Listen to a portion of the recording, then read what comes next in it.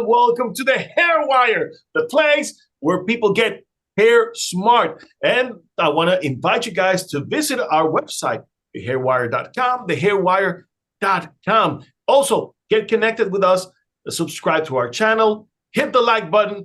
But most of all, we want to hear your comments, and also hit the notification bell, because without it, you will be missing every episode that we have. Yes, very important, guys, for you to stay connected with us. And today we have an amazing show. Let me introduce our panel first, because these women are amazing. Bisan Dibson and Carrie Jerry, how you guys doing? Doing great, doing thank okay. you. Thank you. Thank you. For those of you who do not know, we are certified trichologists, all of us. I'm a biologist. Bisan, what are you? Oh, I'm a biochemist, and I studied biotechnology. I studied scalp micropigmentation, and lately I am doing a functional medicine health coach in training, and I'm so excited about this because it's all about our hair, right? If everything is going well inside our body, our hair will be rocking. Exactly. How about you, Carrie? What do you do?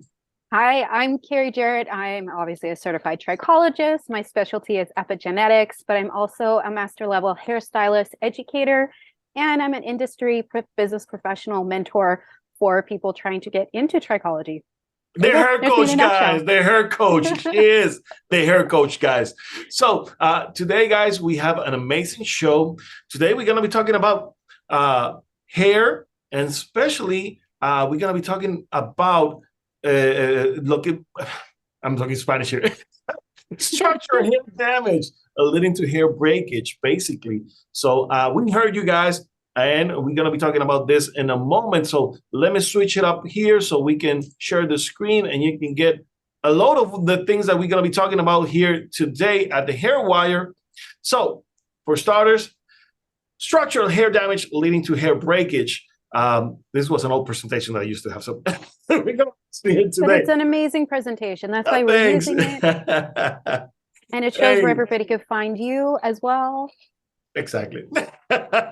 So you can visit all of our websites, but stay connected to the Hair Wire, thehairwire.com. So whenever we talk about hair damage, we need to understand that there are 5 pillars to hair damage. Biz, would you like to mention them, please? Yes, so the 5 pillars of hair damage, it could be thermal, change in temperature. It could be mechanical, the way we brush our hair. We use different kind of tools to style our hair too. What kind of chemicals we're using to our hair. And don't forget the environmental factors is a big issue here. And I think Kerry will talk to us about all these in details with Sergio. And also the nutritional deficiencies also, it's a big thing here, because we don't think that nutrition deficiency only hurting our body. It's not only that. No, the hair is the weakest part in our body. If you have any nutrient deficiency in anywhere in your body, the first sign of it is you're going to be having hair loss or scalp disorders or hair shaft damage, like from the outside, like your hair. Exactly. So we're going to go first with thermal damage. We all know about heat tools. We love our blow dryer, our flat iron, hot combs, and many other hot tools that people use for their hair. I mean, I love using my blow dryer, so yeah. I'm addicted to it. I use it every day. So, there's a thing about thermal equipment, heat tools. And, we have to protect the hair whenever we use heat tools. So, Carrie, let's talk about thermal damage, thermal damage, because you're the hairstylist. You're the hairstylist here from all of us. What can you say about thermal damage here? Yeah, I see thermal damage done not just by everyday people doing their own hair, but stylists as well who are doing hair as well. I see it quite often, usually with tools being too hot, people not using them properly, not being trained to use them. Yeah. My one that and not using your products either. I'm always, I push oils all the time. thermal oils, serums, oils, and a lot of people are afraid to use them. It's like, oh, they make my hair greasy, but actually they help protect your hair and balance the pH in your hair, and they also it helps your hair dry faster. And a lot of times with tools, a lot of people are not using the tools properly, and you can't say it's not your fault either. A lot of stylists too are not educating their clients properly on how to style and use the tools correctly, because they also, I've seen a lot of stylists not know how to use the tools correctly themselves. And especially when it comes to blow drying, people are using the blow dryer to dry the hair on the hottest temperature. Oh my gosh, that's one of the biggest. Biggest. I mean, yeah, especially, I mean, people with fine hair using the hottest setting. I mean, if you have fine hair, you cannot use the hottest setting. You're gonna destroy the hair. So, what are some of the things that people need to take in consideration whenever they're using heat tools? Heat tools is watch the temperature, strike from the roots first. I know with a lot of blow dryer, people blow dry their ends first, but the less heat and less temperature damage you have on the ends, the better. Curling irons, I see people will curl their hair, wrap it up, and then hold it for a long time and wait for the hair closest to the root get hot, when the hair on the ends are getting the most damage because they're getting suffocated and the heat is on there longer. Honestly, with a curling iron, you start from the top, hold it, then wrap it, then hold it, and then work your way down to the ends. Blow drying, get your roots dry first and blow dry to the ends. And the reason, and it will take longer to dry if you dry from the ends up. To the contrary, people think it dries faster. Actually, it doesn't, because what happens is the moisture from the root is going to travel down the hair shaft and keep carrying to the ends until it's blown out. Use your serum. The serum, you don't put it all over your head. You just put it from where it touches your shoulders down to balance the pH or the porosity of the hair. And what that oil is going to do is going to push that water out of the cuticle so the hair dries faster and you're not having as much heat on the hair. The only time I'll use high temperature with my blow dryer is if I'm round brushing. So I'll blow dry on a medium heat, high wind or medium wind. And then I'll take my round brush and finish and polish my ends with that high heat and blast it with the cold blast on the hair dryer. But no more than that. It's just to style and clean up your ends. Flat iron should never be more than 400 degrees. 450, you're gonna burn your hair. That's more for curing. You're gonna be cooking your hair. That's what, yeah. You're gonna be cooking it. The only time a hairdresser will use over 430 degrees is if we're doing a treatment to cure the solution. Exactly. It drives me nuts when you see those tools sold at 430 degrees or Celsius. I don't know what the Celsius is. I'm Canadian here, so Fahrenheit and Celsius. 130, no, 200 something, yeah. 220. Yeah, you don't need it at that temperature. That is more for when we're doing keratin treatments or chemical treatments to cure the chemical into the hair to change the bond. But as styling every day, no more than 400. On average, I tell a client, start at 360, do a small section and not a big section. A lot of people do thick sections and think, oh, thicker section, higher heats, it's going to get the job done. No, do the correct thickness of it and work your way down and try one blast of the flat iron, and if it's not hot enough, turn it up a little. Take another section, not the same section, and see if that higher temperature works. It should be that you'll find eventually that one temperature that works for you and gets the job done without you having to go over the flat iron over and over or the curling iron. But I see this quite often. I will start making some tutorial videos, you guys, on how to dry your hair fast and styling tools. Yes, we need that. We need that. I have Yes, a this question. is, yeah. Chicken on 350? Why do we need to cook the hair on 350? I did not know that. Yeah, well, Like, you I mean, could cook like, it on 350. yeah, you're cooking like for my hair, I flat iron my hair at 380 to 390, depending on summer or winter, because temperature plays a big factor for me on my curl, my wave. Because you need that bond to break for it to flat iron. But if you have it hotter than that, that's when you are whirling your hair. Wow, like I didn't know that we can actually have that much heat into our hair. I didn't know that. It's funny you're saying that because I am not no stylist, so I have no idea all about this information. But I don't like to go to hairstylists because I feel when they blow dry my hair or trying to brush it, I feel the heat in my scalp. And Yeah. like in my head, that cannot be nice. That cannot be good. And over the years, I actually developed kind of a trauma that I don't no longer go to a hairstylist because I'm so sensitive when it comes to my hair, and they keep pulling it, and like they're not gentle with my Gentle, hair. yeah. Yeah. They keep pulling it, and since my hair is long, when they blow dry it, they do like very hard, quick movement, But a and lot of I stylists feel have like very forgot their uncomfortable. fundamentals. Yep. Say That's that. what it is. It's stylists throwing out their fundamentals out the door and forgetting the back to basics. And, I have time, I got to rush, I got to get in, I got to get out, and not taking the care for that. And they think higher heat will dry it faster when they're they could burn the scalp. So honestly, I with the school I trained at the Veda Institute, we were taught to take the time, and that's why we charge what we do, because we put the time in Yep. to do a correct blow dry and not rush it and get the job done right from finish to end. So yeah, Basan, I've heard that many times with a lot of clients, scared, especially around their ears with the blow dryer, and not listening to their clients. I had one client, last hairdresser she went to, said that the hairdresser told her, she was like, "Oh, if you'll get over it, it will cool off."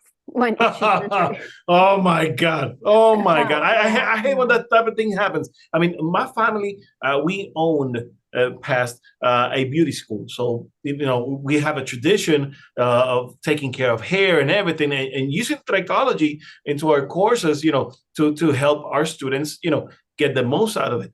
And you mentioned something very important, Carrie, and it's about the fundamentals of hair care. Before we use heat tools, styling tools to our hair. And to you folks who are watching, one of the things that you have to remind yourself is to use a conditioner.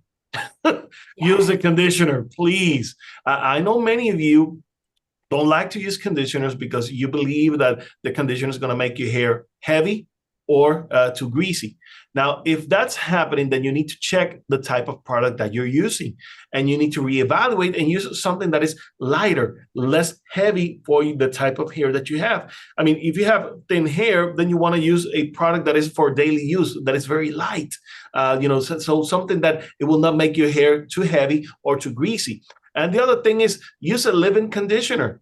If you're able to use a leave-in conditioner, I call it the holy trinity of hair care: shampoo, conditioner, and leave-in conditioner. And if or you serum, want serum, yeah, or serum, yeah, and that's where I'm going now next.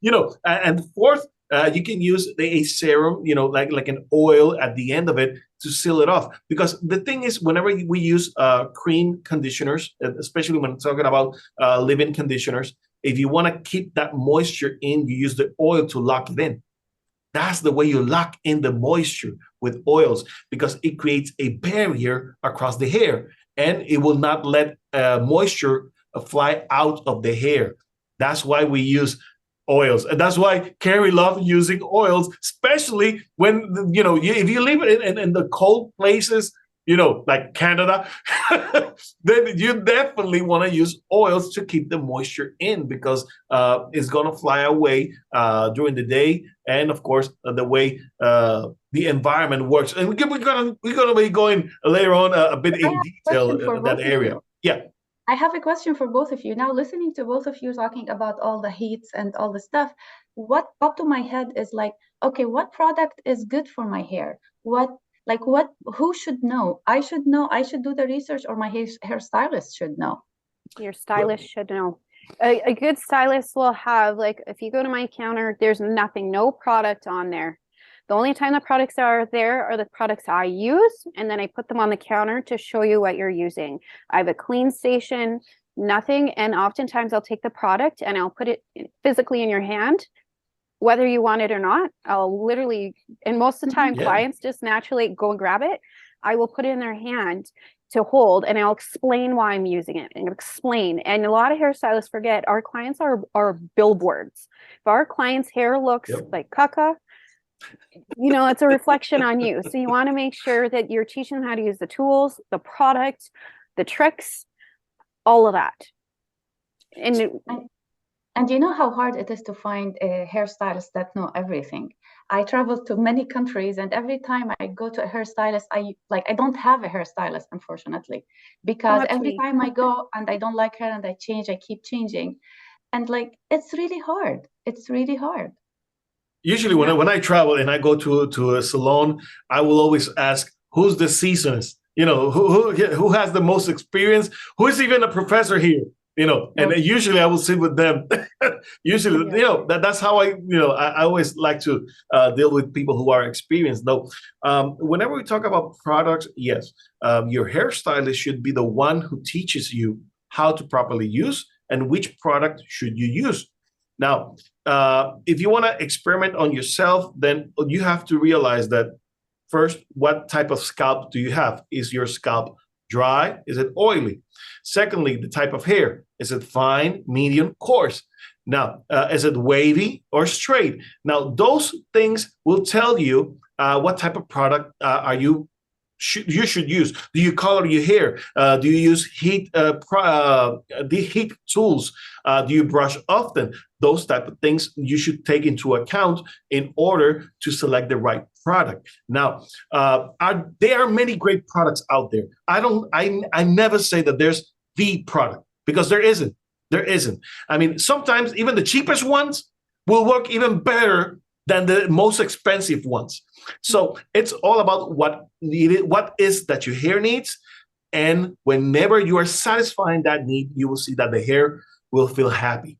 The hair has feelings. The hair feels happy, and you see it when you style it. When you're waving it around, you see happy hair. So if you want to see happy hair, you have to learn to identify those characteristics of your hair and work your way to find out the type of product that your hair actually needs.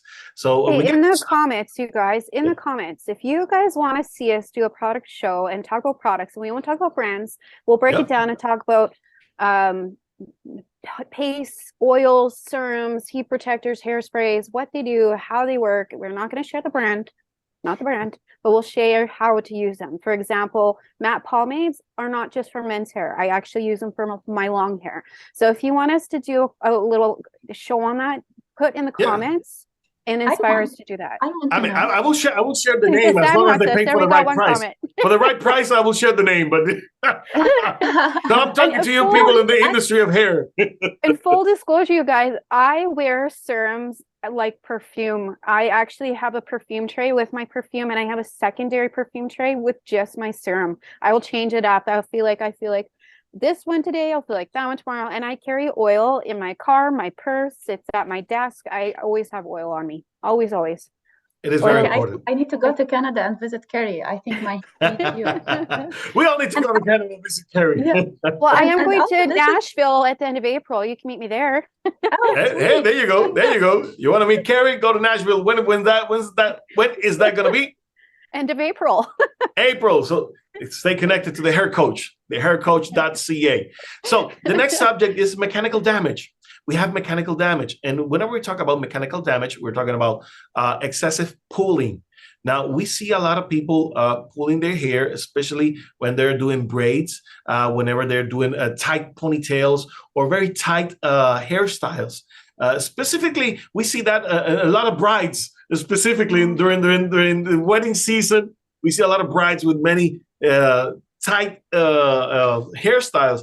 And of course, you want that hairstyle to last you all night long, but to a cost, to a what price exactly? Yeah. So pulling the hair can be very damaging for the hair strand to the point that it breaks. Also, scratching, rubbing, and about scratching and rubbing I'm talking here specifically when people do shampoos. I mean, do you rub your hair? How are you shampooing yourself? Are you massaging your hair, or are you making it very nasty? Going hard at it, like you're doing laundry on a stone or something like that. Be careful with your hair, guys. Be careful and like with nails, your hair, right, Sergio? The nails. Also, nails. My God, you don't wash your hair using nails. I see that often. I always wonder, like, because like you can't scratch. I'm assuming if you scratch your scalp, it's gonna hurt it. You're gonna have open wounds, and it's gonna create like I mean, bacteria if you or can't whatever. help yourself and using your nails, please buy a shampoo brush. We're gonna be Mm, showing later on what a shampoo brush is, but you mm, know they have silicone tips, you know, that you can massage to the scalp, and it is a way, you know, to get clean, but also to get, you know, mechanically safe shampoo experience. Okay, so Sergio, like every time I use this shampoo scrub, my hair becomes so tangled. Even yeah, without when I use conditioner. I don't know, maybe I'm not using it properly. It's how you usually, use it. yeah, Can I've I hated it. yeah. jump in Go on this ahead, one? please. Well, first off, when shampooing, a lot of people actually, there's a lot of people who don't shampoo and condition correctly. So I'm going to tell you the step by step. So first off, Around more than 70% of people, to say the least. so when you shampoo long hair, not long hair, you put it in your hands and you're going to emulsify. You're not taking your whole head and rubbing it all together. I literally just go in and massage my scalp. And if I am going to use one of those brushes, I will use the brush and Like that. you're gonna kind of do like figure eight. You're not gonna go back and forth and keep doing circular motions. You're gonna kind of do figure eight Hmm. to go back and forth so it's not tangling, but you're not taking all of the hair and going like this Mhm. because you're going to cause it to get tangled. The bubbles Exactly. from the hair shampoo, whether it's non-bubbling or bubbling, the suds and the the concoction that you use is gonna run through the hair and be enough to clarify your ends. Hmm. You don't need to scrub them to do that. And then when you condition, what you're gonna do, I like to turn my water personally on a little bit cooler, just so that way my cuticle will close a little bit more. Yep. And I'll put, I have two conditioners, a detangling one where I'll put it on my mid shafts to ends. I'll run it through and then I'll rinse it off until it's kind of slimy. And then I'll go back and put my actual conditioner on from mid shafts to ends and finger comb my hair. And then I'll take a wet brush. And a lot of people like to use combs. I actually hate combs on hair, Yep.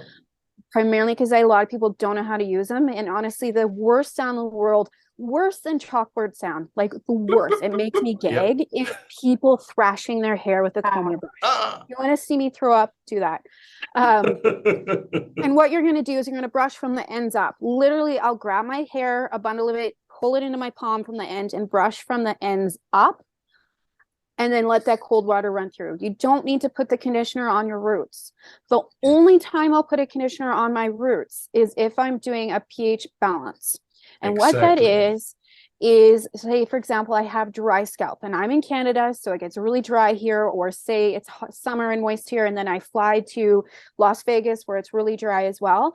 I'll bring a mask with me and a daily conditioner. So I'll put the mask on my roots, and then on the mid shafts, I'll put my mask or a heavier conditioner. The whole point of conditioner is to be detoxifying, or not detoxifying, it's supposed to be detangling and balancing that pH. So once you start doing that, you will find you won't get as tangled. And honestly, if you are getting tangles, it's probably because you do need a haircut, which we'll get into. Yes, I Yep. need a haircut. Like Love those tips. Love those tips. So the other thing, cutting. Whenever you're cutting your hair the wrong way, you're gonna get mechanical damage. So one of the things that we were talking later at the beginning of the show, well, behind the scenes actually, we were talking about when people like to style their hair, you know, but cutting it using razors. Razor cutting is looks amazing. I mean, you can create a bunch of shapes, you know, texture to the hair, and it will look amazing. But those ends will suffer greatly, greatly, greatly. Usually, I haven't seen yet a person doing a hair cutting with a razor that does not end in split ends.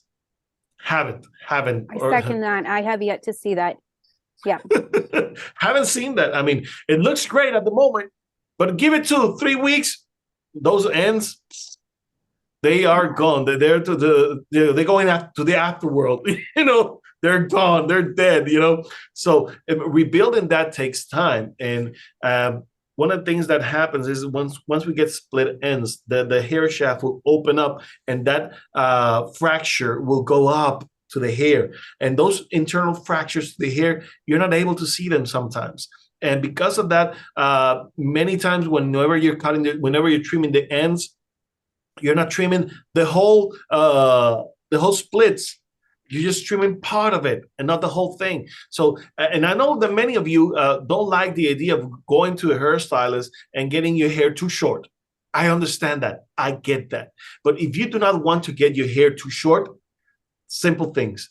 Visit your stylist every 8 weeks.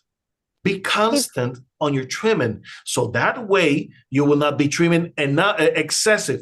You know, you cleanse it, you clean that hair, those hair tips once or twice, and those few cuts will be just little trims, little ends, and they will not be trimming the excess. So you will start seeing the length of your hair growing. You're going to be saying something, Carrie.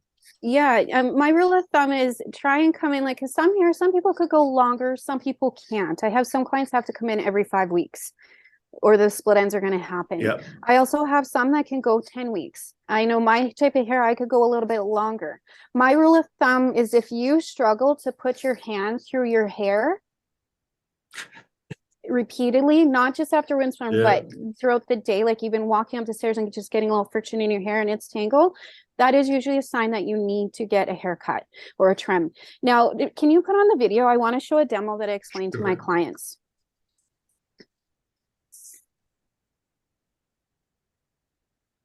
Now, when cutting hair, you guys all remember when we were kids, we would all pick grass, and we would take the grass and we would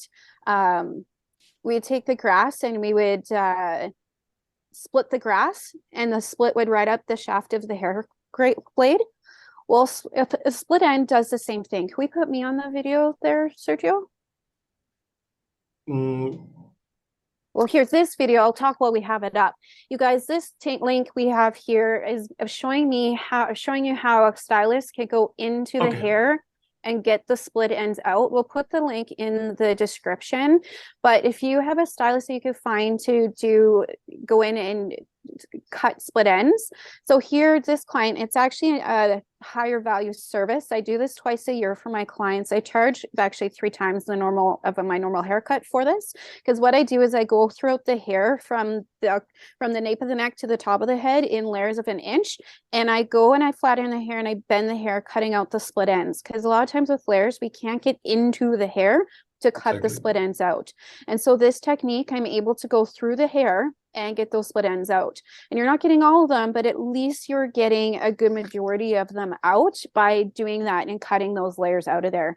If any of you have questions, direct message me. I'll create a video. Maybe if you want, I could create you like a full on a client and show you how to do it. And it's a great added service. And you guys, these services are more because they take more time. For me, an average long hair haircut takes me about 45 minutes. But when I'm doing this, I'm taking my time and getting in there, and it's taking me an hour and a half. So I do charge accordingly. But it's good to do once or twice a year, especially if you do get a lot of damage. For example, summer to spring to fall, you know, a lot of factors can consider. Now, the importance of getting a split end is when you have a split end, you guys, a lot of times people are like, oh, just dust the end, just clean it.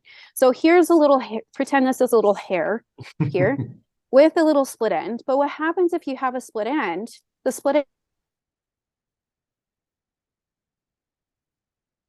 end it to be weaker. And oftentimes it will either break off, making it half the width, or sometimes it actually does completely break off. Now I could go to the stylist and have them just trim off the ends. Take my scissors, just trim off the ends. However, if my split is still in there, it's still easy to travel up the hair shaft. Now, if I actually get a proper haircut and cut the split end above the split, it's harder for that split end to travel up the hair shaft. Now, thing is too, with split ends, when you have them in there, they split and they fork.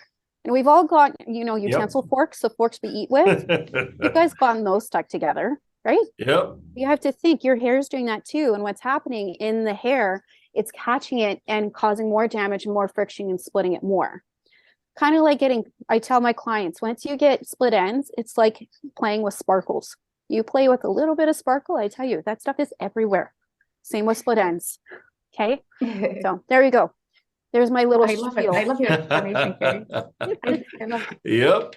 So If you're wondering about my finger, you guys, I know it's gonna be asked. I tripped up the stairs and I caught my fall with my finger. Because you didn't cut my split ends. That's why. No. So about mechanical guys, bending and pressing. Most ladies with long hair, you get sometimes your hair gets cut on your bags, your Right. strap-ons, even Your the babies. what? Yeah, your babies. Even when you're sleeping, and your hair gets tangled and gets in between many places. So be careful. Usually, I love the silk bonnet, to keep your hair in place, so it's not all over the bed. I actually saw a video once, that a lady goes to bed and she has like a drawer and puts her hair in the drawer, close the drawer. I'm like, Oh, what? Just put it in a bonnet, it'll be easier that way. or So- sleeping I on sleep a like a silk pillow, troll. right? Sorry, Bastian, go. I'm saying like sleeping on a silk pillow too. I sleep on Yeah. a silk pillow. Yeah. Yeah, it works I better. actually I look like a troll. So if you're looking down on my bed, I drape my hair over and my hair is over the end of my bed. It Okay. works. It works. Yeah. I don't away, put my basically. hair back because putting your hair back while you sleep causes damage too. And especially if you put it back wet. Oh, that's a whole other Oh. one, which we'll talking further. But yeah, I just drape my hair over my pillow. And so if I'm looking down, I look like a troll. I'm gonna ask Carl to take a picture. Yep. He's got a few. He'll show it. He thinks it's hilarious. So we're talking about environmental hair damage. People mostly don't think that, environmental changes has an effect on our hair. And it does. It does. Specifically, if you live in high humidity weather, you will see those freeziness coming up easily if you live in a very humid weather, like the beautiful island of Puerto Rico. Like Florida. We have like Florida, yeah, you get a lot of humidity, and of course, cold weather usually makes your hair look more smooth, less frizz. But at the same time, changes in temperature have an effect on our hair, specifically the type of water that runs through your faucet. If it's hard water, if it's a water that has been processed from beach water, you will start seeing a lot of mineral buildup on those hairs. If you go if you go swim to the pool constantly, that type of water, will have an effect. Will have an effect on your hair. Those minerals build on your hair. If we see here the pictures, I don't know if you guys are seeing the pointer in my mouth, in the mouse pointer. I don't know if you guys are seeing it. I see it. Yeah. You see it? All right. So let me see if I can use another tool. Yep, exactly, right here. So we see these grains of kind of salt type of thing. They go in between the hair shaft. They go in between the cuticles, and they elevate those. And those mineral buildup will damage your hair and will create split ends along the hair shaft. So very importantly, whenever we're dealing with hard water, beach water, pool water, to actually have your hair detoxify and use a deep conditioner so you can seal that cuticle enough so that those grains of minerals won't build up again on your hair. You will see sometimes, and I get this a lot, especially in the summer, people come to me and say, I've been using this hair mask, and my hair simply will not absorb it. Simply my hair won't take it. And I mean, good products. And the problem is that as long as the hair is full of toxins, full of minerals, your hair is not going to be able to absorb it. Simple as that. You have to detoxify that hair. You need to deep cleanse that hair, and of course, use a clarifying shampoo for it.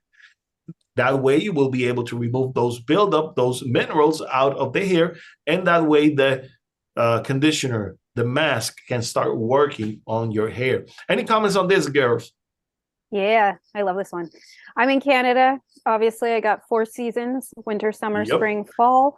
We have BC, which is very humid. We have Alberta, Saskatchewan, which is very dry, like dry. And then Ontario and all the provinces have different temperatures. And I used to be an educator. I used to teach at hair shows on stage. And a lot of times we would have colors from BC or Ontario come and color hair in Saskatchewan and Alberta. And I tell you, it's a gong show because they're not used to coloring the dry hair. And especially in Alberta, Saskatchewan, we have we have a lot of different chemicals in the water, hard water, yada, yada, yada. But one big thing a lot of people don't consider is where you live too. So for example, I have people move from Ontario to Alberta and they're like, my hair's not growing as fast as it used to be.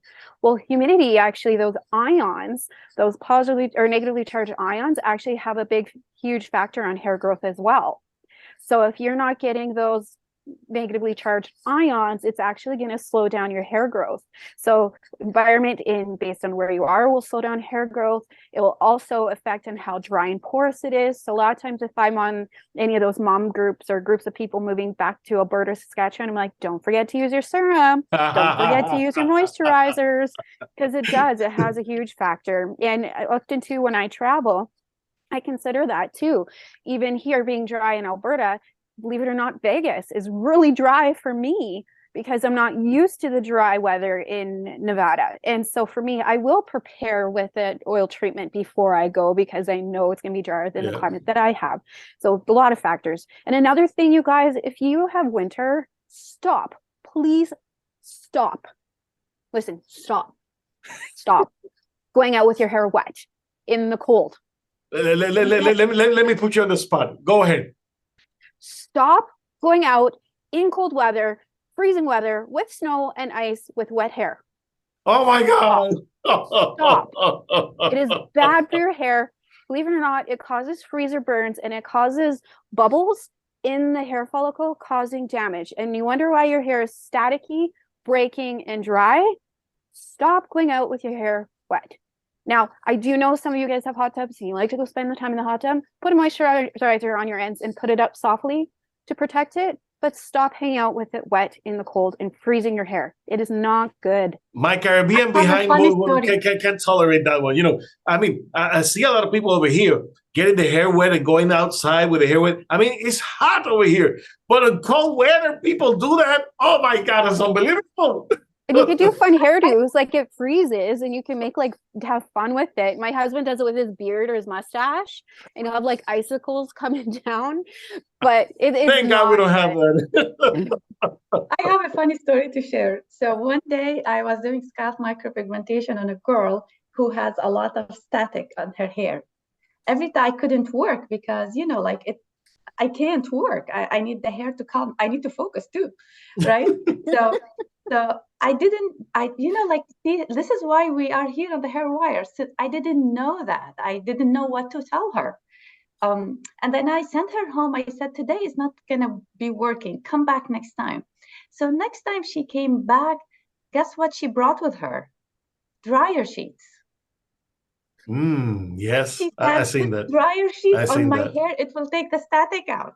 But do you want that chemical on your hair? Like, I have seen it work. I have used it for photo shoots. I'm not going to lie.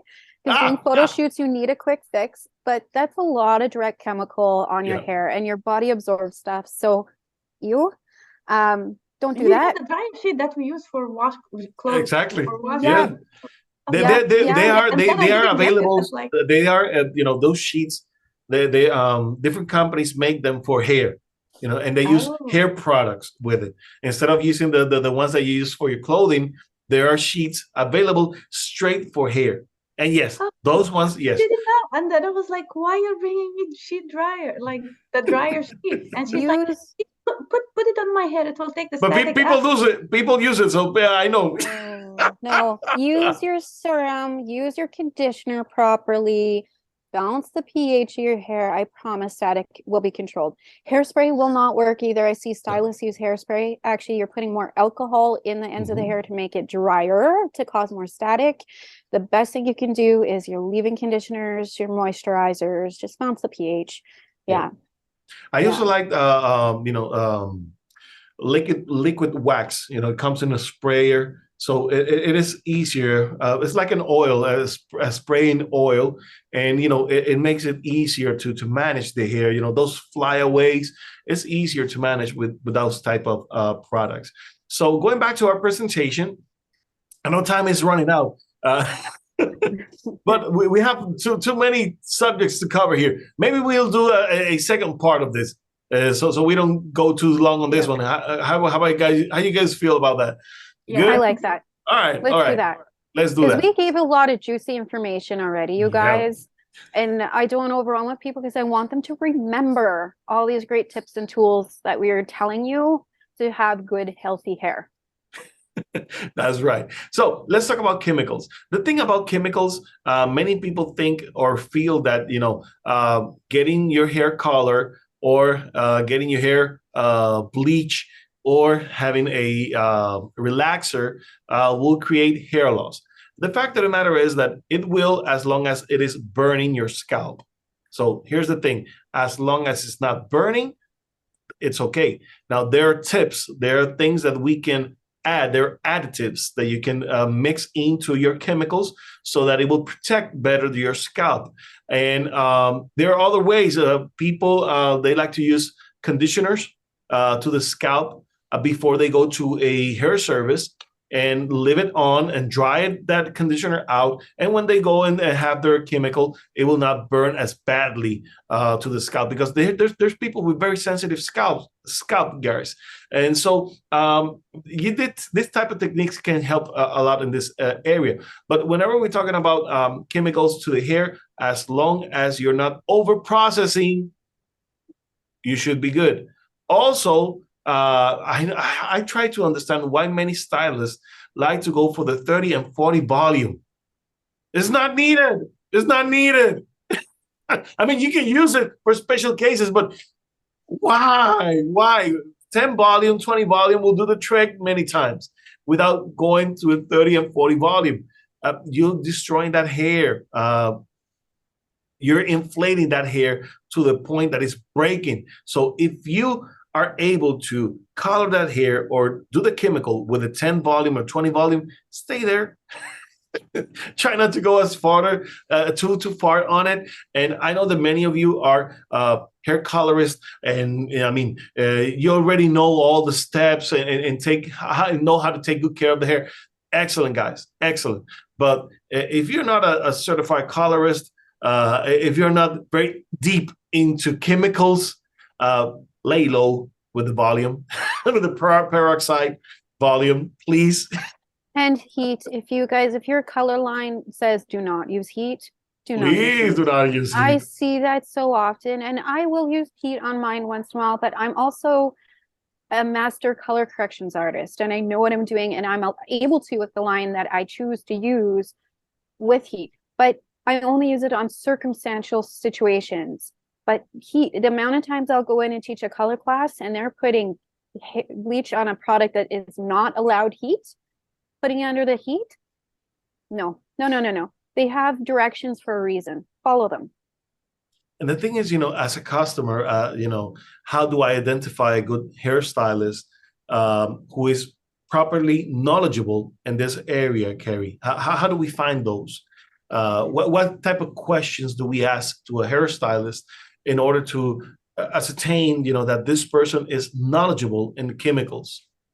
Well, first off, ask around. Ask if you see somebody's hair that you like, ask where they go, who are they seeing. When you go into the stylist, you're allowed to ask them their training. Yeah. I will tell my clients, I have all my credentials. I will tell them where I went. They have the right to ask. And you could call the salon too. I have been to salons, especially certain salons, you'll go in, they'll tell you that they're the best when they're an apprentice. Ask the questions, ask around. I find you know, once you start digging deep and ask those questions, you'll get the right answers. I actually Yep. wrote a whole blog about this, actually. If you go to my blog and look up credentials. We will need we need the link to that. You need to upload the link to the description at the end of the video so people can go there and get that experience as well. And I'm gonna put in there, full disclosure, I do know of some stylists that never went to hair school, but they grew up in a hair salon and apprenticed under family who Yeah. are the most talented artists that I've seen. Yes, But they are. had tricks and tips passed down to them, and they attend regular workshops. I'm attending a workshop myself end of April. Those stylists are the ones that you want to go to, are the ones that are always updating their education and always bettering themselves. I do at least 3 to 4 classes a year to upgrade my work. I want to share my story with you guys. So you know that I love blonde hair for some reason. So one time, lady in California did very blonde, like she did a blonde, very bright color to my hair, brighter than what I asked her originally to do. But what happened is, it was after my hair started to grow out, you can see the blonde strands are very thin, and the black one or growing out are thicker than the blonde one. So I will hold one hair strand. I can see the difference between the colored and the non-colored and thickness wise. Yes. So my hair strand thinned so much because of all the chemicals she used. I have no idea what she used, but like I can see it visibly. I can see it. Well, and the reason it happens, so I'll explain that. So a lot of times, as a trichologist who has a hairdressing background, a lot of times people come in to me because I specialize in fine hair and want that thicker haircut. And they'll be like, well, I was told to put blonde highlights in there because it'll make it thicker. Well, the thing is when you're putting bleach in there, you're actually stripping the hair and pulling the cuticle out. So kind of like, you know, when you're refinishing a table or a piece of furniture, you're sanding it down, you're taking depth out of there. Same with bleach, you're pulling that out of there. You can use it for volume because you're disrupting the cuticle and making the cuticle disrupted to kind of create a fiber, so that kind of has like Velcro effect to make your hair bigger. Yes, but to make the density of the hair thicker, no. So can I be blonde without sacrificing the... Yes, you can. So what you need to do, so when you have color, you have permanent, you have demi, and you have a semi. So the permanent, essentially what you're doing is you're opening up that cuticle and depositing color onto it. But when I'm putting it onto somebody for toner with blonde hair, or if I'm adding volume or density to somebody with extra fine hair, I'll use a demi. And I am going to endorse a color line because I love this color line. It's Matrix Color Sync. I have yet to see anything like it. Color Sync. Go to a stylist who does it. It actually puts almost like a coat of armor over the hair shaft, and it deposits a little bit underneath the cuticle, kind of filling it, kind of like, you know, how you use putty to fill the void after finishing a table with any of the little dents. That putty, those molecules will go underneath that cuticle and smooth it out, and then it puts a coat of armor on top of it, so making that hair bulkier. So when you are getting bleach or toner, I always recommend, and you'll never see me unless it's a situation, because there are situations, but 90% of the time I'll put a toner on. And I'll leave the toner on for the full 15 to 20 minutes because I want that deposit and I want the coat of armor to protect the hair, especially after I stripped it from everything. It's literally naked now. It needs to be clothed. I'm going to clothe it. And then, or if I want to make somebody's hair thicker. Like Sergio, you're nodding. No, I like that a lot. Love the technique. So moving on to the next subject, this is all yours. Let's talk about nutrition. Yeah. This is the guru for this topic. Yep. I'm always learning to stand on this topic.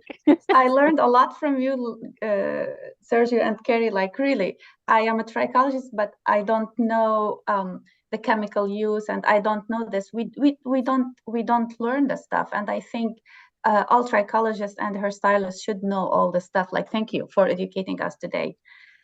So when it comes to nutrition, of course, we said that before, but we're going to emphasize it again today. Without proper nutrition, it's not your hair only is going to suffer. All of your body is going to suffer. The first thing will suffer is your hair. And not only the hair as in hair loss, it's also the hair shaft, the hair strands. They also need to be well oiled, not well oiled, you know, like lubricated. And Nourished? that doesn't, yeah. I don't know what the Yeah. but that doesn't come if you are dehydrated. That doesn't come if you are on a crash diet where, for example, or in a keto diet where you're putting your body under a very alkaline state. That's not going to help, basically. So the best thing to do for your hair health is to first thing identify what is your nutrition deficiencies with a simple blood test. These days there are online kits that you can buy, and some of them are very expensive if you want to go very deep, but also some of them are, I just saw it the other day, $150. It will identify a lot of biomarkers for you, and then it will tell you exactly what your body needs, because taking supplements without a goal, with just topping up supplements, actually it's not good. It's going to be either hurting yourself or overloading your liver.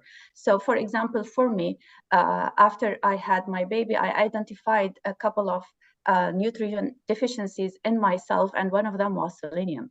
And I'm taking selenium, and I think it's helping. If I'm not deficient in selenium, I'm taking selenium, actually I'm putting more pressure on my body. So first thing is identifying nutrition deficiencies. What do you have, with a simple blood test?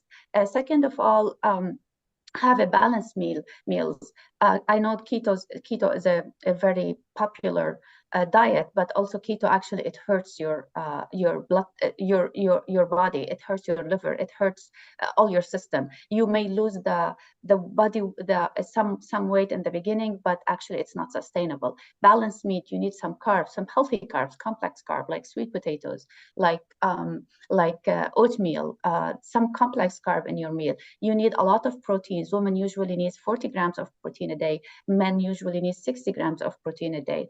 And we need healthy fats like avocados, like olive oil. And I want to say something about like oils.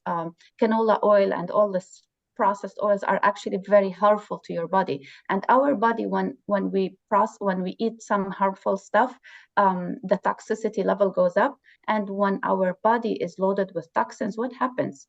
First thing, it will gonna get rid of your hair to have less load on your body, because it's overreacting. It's overcompensating. So you want basically to have a flow kind with your body. What your body needs, it should be moving smoothly.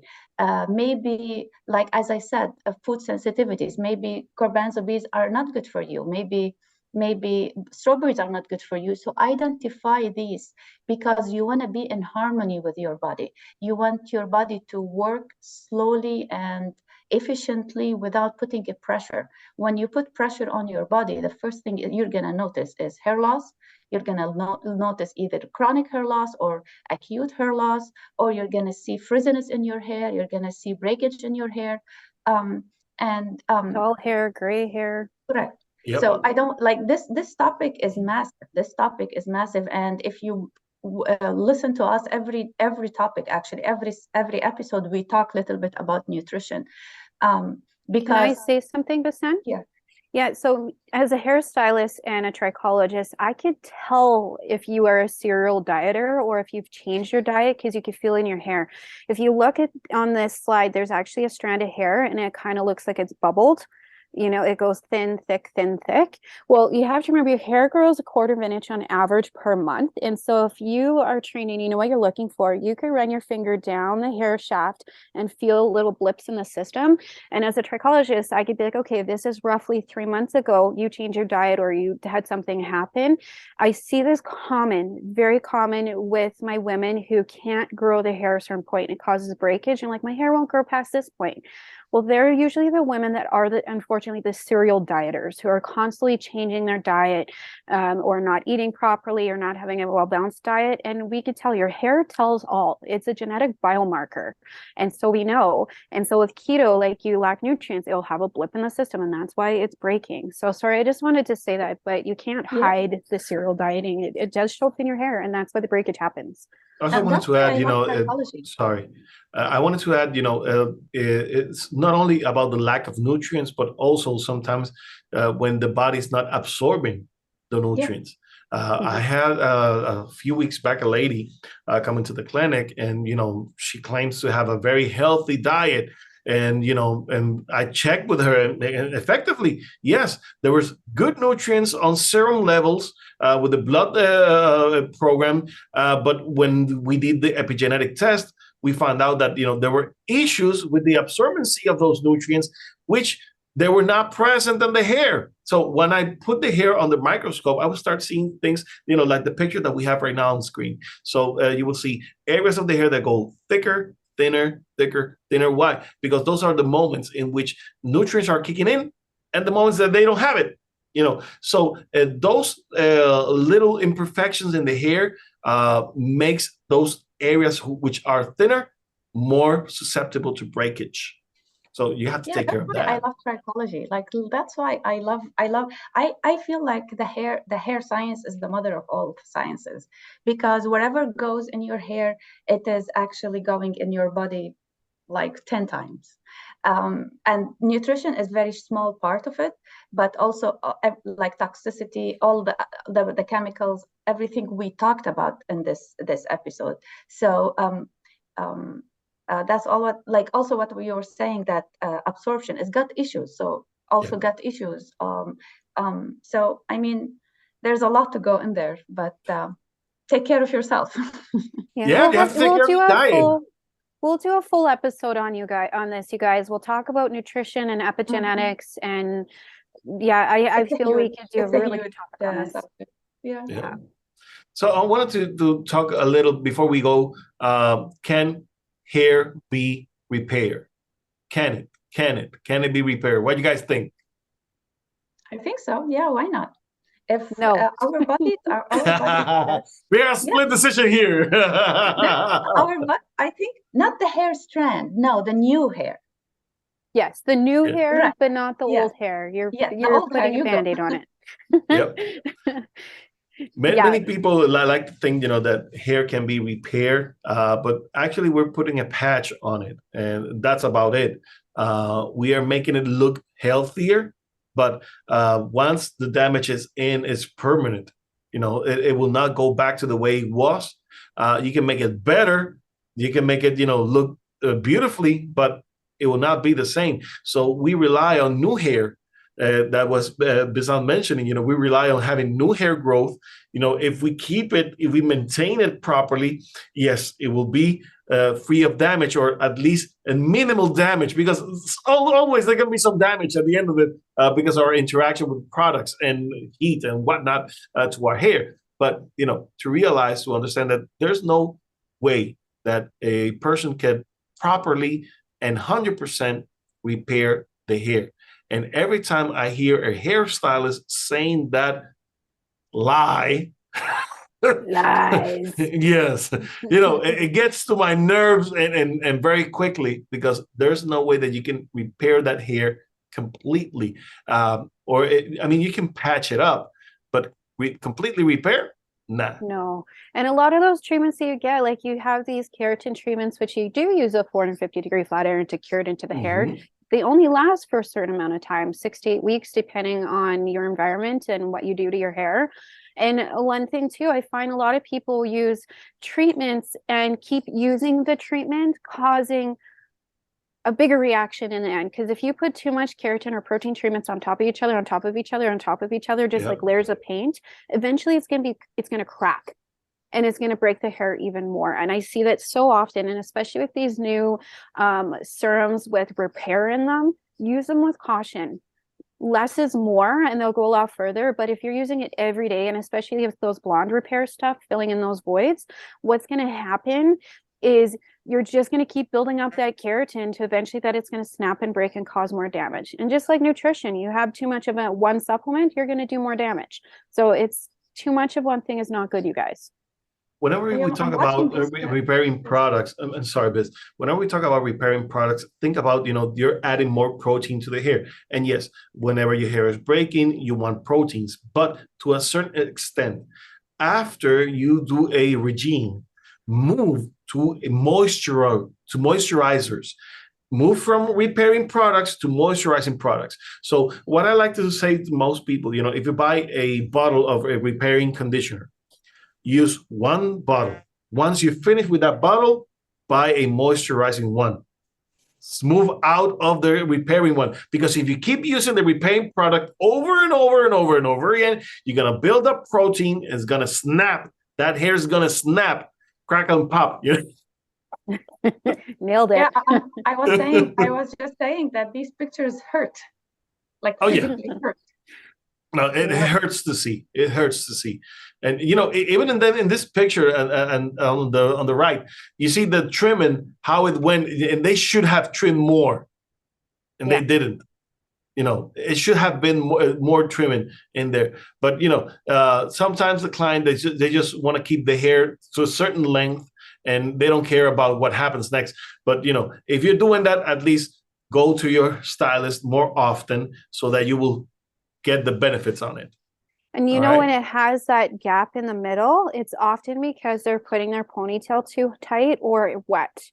So usually you could find patterns in hair as a stylist, I'll read the hair and be like, oh, you wear your hair in ponytails all the time or a bun, because you could see the damage in the length of the shaft if it's a bun, because there'll be breakage throughout the hair and at the end. Also too, if they wear it in ponytail, you'll see it because that's probably shorter. I could tell if they're the type they'll take a ponytail, and this is another thing that makes me cringe is when people take elastics and they pull it out like that. Ugh, like they just rip it out. I could tell what direction they do. I'm like, oh, you're right-handed. They're like, how'd you know? I'm like, well. Every time when they complain that the hair at the nape area is shorter, again, the ponytail, so you will see that band of breakage because of ponytail. So it is a great subject, guys. Unfortunately, we come to the end, guys. We come to the end. So keep connected here at the Hair Wire. Subscribe, hit the notification bell, hit the like button, and also bring in your comments, guys. So any last comments, Biz, you want to make before we go? Oh, my gardener is here. Don't worry. Go, Kerry, until he goes. No, this was a great topic, you guys. If you didn't catch, we're going to have this video. It's in 2 parts. Catch the first part and the second part. There's a lot of information. And like I said, if there's something that you want us to dive deep in, such as the nutrition or proper tool use or product, which is my favorite, I would love to talk about product. Let us know, because that inspires us to make the next video or recording for you guys. So